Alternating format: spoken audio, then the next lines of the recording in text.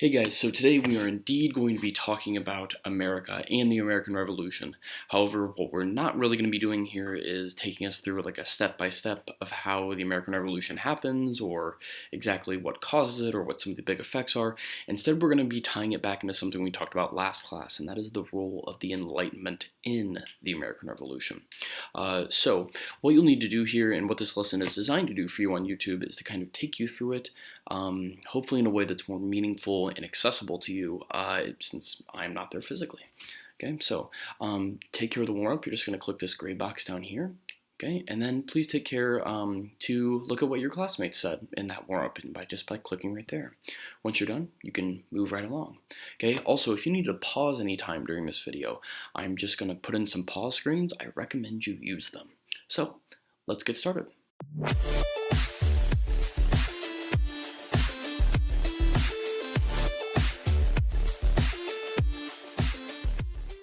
Alrighty, so today we're going to be knocking out a couple of things. First things first, since we are talking about the American Revolution and how the Enlightenment ties into that, it's kind of hard to understand that if you don't know what the American Revolution is and at least some basics. So we're going to knock that out first. So here's what we're going to be doing. You're going to be making a major events timeline through something called Google Drawing. If you've not used Google Drawing before, don't worry. I've got a tutorial built into here, which you can use to your leisure. Okay, so what is it? The timeline will include not only major events, but short descriptions of people, big ideas, or connections to other things that we've discussed in class before. It must have 10 boxes and will be turned in on this Canvas lesson. Please don't forget, this shows me that you've done the thinking and you've done the work, and also I will be taking a look at your notes when you guys come to next class. Okay, so here's all the resources you're going to need. Okay, so if you need to learn about the American Revolution, there's two boxes right here. One's to a story map that I made, and another one is to John Green. Okay, please use both of those as you make them. Okay, and then second, here's how to use Google Drawing. There's a tutorial that I've made for you where I kind of like walk you through the steps of how to use it. Okay, and then your template is right here. I'm going to go ahead and click on this just to show you kind of what I expect and the thinking that I'm looking for. And you'll do the same thing. You'll just make a copy, and then we'll get started. So, excuse me. So let's put our name.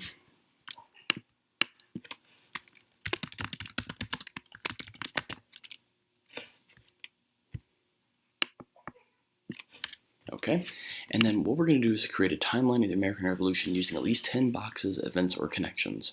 So I've got icons down here that you can use to make your timeline. It is right here. Okay, and I can just control copy these and make these to do my timeline. If you need directions on how to do this, please watch the tutorial. Okay, so maybe you put stuff in here like the Boston Massacre. Okay, now please be aware, just don't put the Boston Massacre, actually describe what it is. Okay, so description, description, description, description, and maybe that's the end of it, right? And then I'm just going to take an arrow and drop it onto my timeline just like this. Okay, again, please don't freak out. If you don't know how to do this, there's a tutorial that can walk you through it.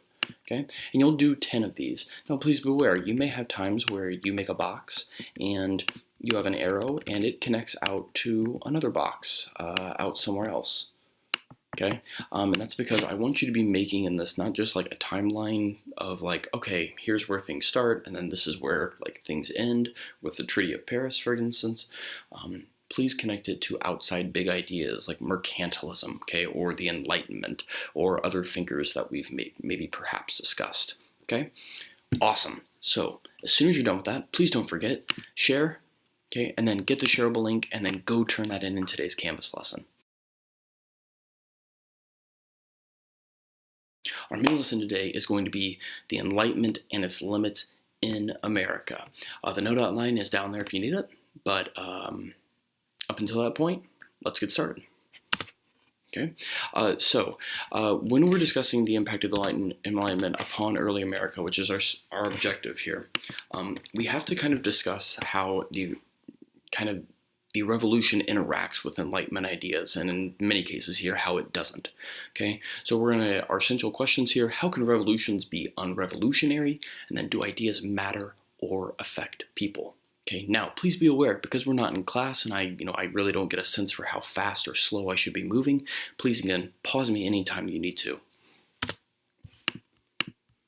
Okay, so you don't really have to write a whole lot down for our first slide, and that's because this is kind of just a summary. It's giving us some context.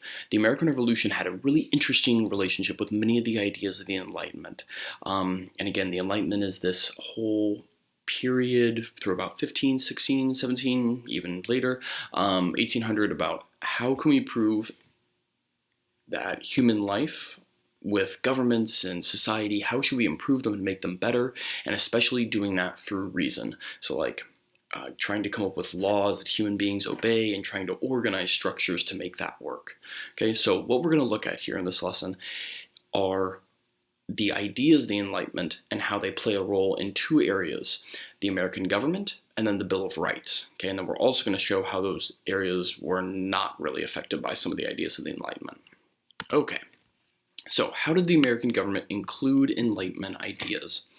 So let's talk about the Constitution first. Okay, the U.S. Constitution is designed for the large part on the Enlightenment, especially when we talk about how we divide power. Okay, the U.S. government, for the 2/3 of people that can actually that can't actually name them, is divided by three branches: the legislative, judicial, and executive. Okay, so legislative meaning Congress, judicial meaning judges, and last but not least, executive meaning the president. Okay, and so the Constitution is designed to avoid having a concentration of power, like having a king, for instance. Okay, also, okay, kind of going on the whole like John Locke idea that people should change a government if they don't like it, the Constitution can be altered through amendments, which is a radical idea at the time, and we can do that through voting. We can change how the government responds to us. Okay. Also, in theory, point number 3 there, the law is supposed to apply equally to all citizens, in theory. Okay. So that's how did the American government include Enlightenment ideas? Again, we're talking big ideas here like democracy and equality and freedom, those kind of things. Okay.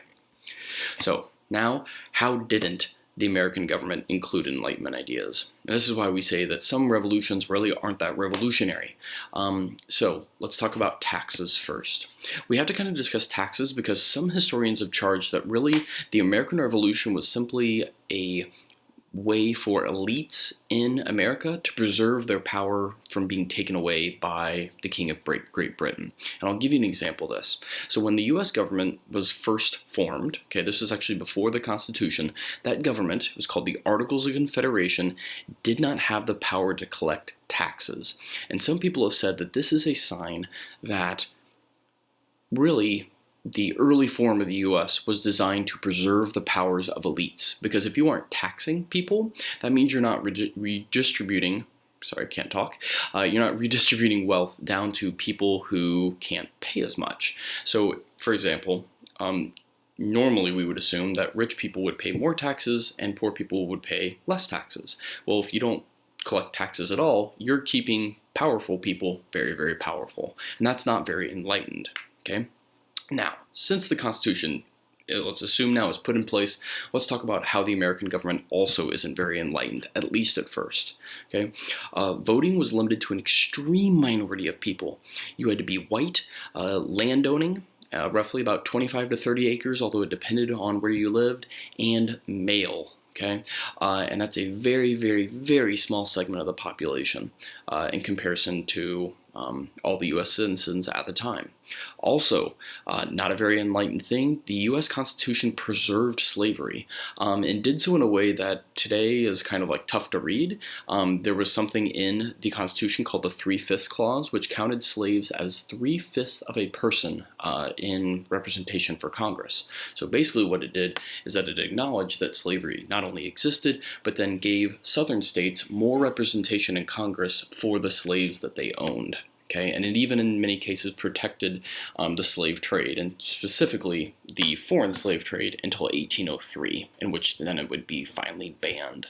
Okay, so what do you think? Is the American government more enlightened or is it unenlightened? Okay, and go ahead and write down your answer to this. If you need time to write it down, go ahead and pause. Let's talk about then the second area, the Bill of Rights. If you are not familiar with the Bill of Rights, I highly recommend you get familiar with them. They give you a whole bunch of things, or at least they say that the federal government can't infringe upon these particular natural rights that it says that you have. Okay, so number one, the whole point of the Bill of Rights is to preserve individuals' freedom, and that's a pretty darn enlightened idea for the time. The idea that the government is going to explicitly acknowledge that it cannot limit freedom of speech, or that it provides for a free press, that it won't create any kind of a state religion, that you have a right to trial by jury, no cruel and unusual punishment, such as torture. Those are pretty revolutionary ideas for the time, and incredibly enlightened in terms of like going on the whole like democracy and individual freedom kind of thing. Okay, so how didn't the Bill of Rights include Enlightenment ideas? Well, first of all, it only applied to citizens, not slaves, for instance, or many other minority groups. So if you were a U.S. citizen at the time, the Bill of Rights is great, like especially, all the things that it has inside of it that are really nice, such as like, freedom of assembly and freedom of press, et cetera, et cetera. However, if you're a black slave, you're a property, not a citizen. So the Bill of Rights doesn't include those groups of people, which is not very enlightened, I guess we would now claim. Also, though, please realize that the Bill of Rights was so controversial when it was first proposed to the Constitutional Convention that it was only applied really after the Constitution was ratified, because the debates that the two sides at the time had was that the only way they could really come to an agreement about the Bill of Rights was said, okay, fine, we'll attach it after the whole Constitution's ratified, we'll support it as long as you put it in there, and that's why the Bill of Rights was added in as 10 amendments after the Constitution was approved. Again, the ideas weren't necessarily controversial, but people certainly had some pretty heated ideas about whether or not they should just be written down in the Constitution in the first place. So, same kind of deal here. What do you think? The Bill of Rights includes Enlightenment ideas or not? Go ahead and take a pause if you need to, and get moving on.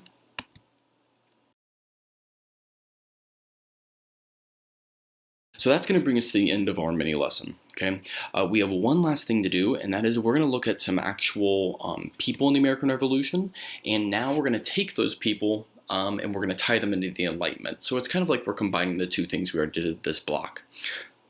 So characters in the American Revolution, Enlightenment, we're going to mesh them together. Okay, so it says select two of several figures in the American Revolution, and then in your notes Venn diagram, describe how your first person, okay, pursued or enacted ideals from the Enlightenment. Okay, if you need to look back at the definition, make sure you do that. Okay, so for example, if they're fighting for Great Britain is probably not striving for Enlightenment ideals at this time. Okay, again, they have an absolute monarchy, they want to keep that absolute monarchy. But if they are American, okay, certainly they're going to interact with Enlightenment ideas in a very different way. Okay, so with this first person, did they support the Enlightenment? Did they not? How did they do so? Was there a technique or a method that they, used to kind of, go for the Enlightenment or not?